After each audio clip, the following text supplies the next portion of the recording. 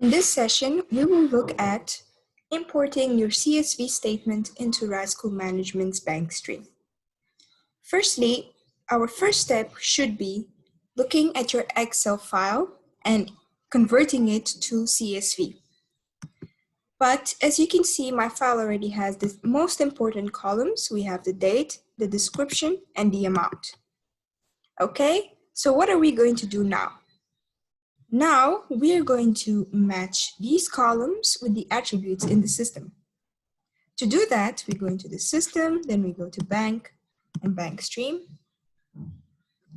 Then we open up the main bank account card. Do you see these two boxes? Click on it. And then you go to CSV. So now, what is a CSV file? A CSV file basically is a comma separated value file. And then now it's asking us, what are we using as a separator? Is it a comma? Is it a semicolon, or is it a tab? We will use comma. Then does our file has a header? Let me check. Yep, our file has a header. So there you go. How many number of headers? We just have one, which says date, description, and amount. And then where is the date? The date is in column 1. Put here, column 1. And then where is the description? The description is in column 2. We go to column 2. Then we have the amount.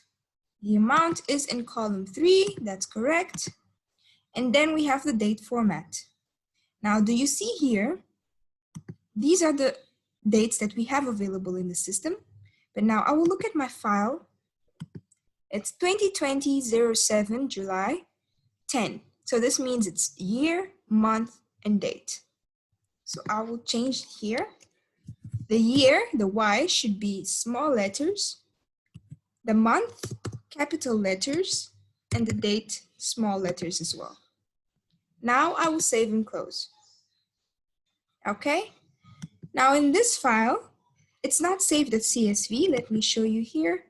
It's saved as XLSX, which is the Excel format. So I'll come here, File, Save as Desktop, to import, so just so we don't have the same name. And I will select CSV, and I will save it. Then you click Yes. And that's it, you can close it. But from experience, I know that sometimes when you save it to CSV, your separator becomes a semicolon instead of a comma. So I will right-click, open with Notepad. Now, do you see what I said? Your separator, instead of a comma, it became a semicolon. Now, I will go into the system. Into the system. And I need to change this to semicolon, and then I'll save and close. Now our file is ready to import. It needs to be closed. We don't have it open here. And then I'll click Upload. And I'll click on the 3 dots and select my file. And continue. Then it tells you the date range in your file. If you want just, for example, I'll click specific date range. Let's say I just want the 10th of June, or the 10th of, we have July. So let's say we want the 8th of July, for example. It will only import the transactions from the 8th of July. Then you click select. But I want to import all transactions, so I will click here, upload all transactions, and continue. Now it tells me my uploading of transactions is complete. And then if I see here at the top, I have all my transactions in the system. It's very simple, very, very simple. You just need to make sure that your date format is correct. So the format here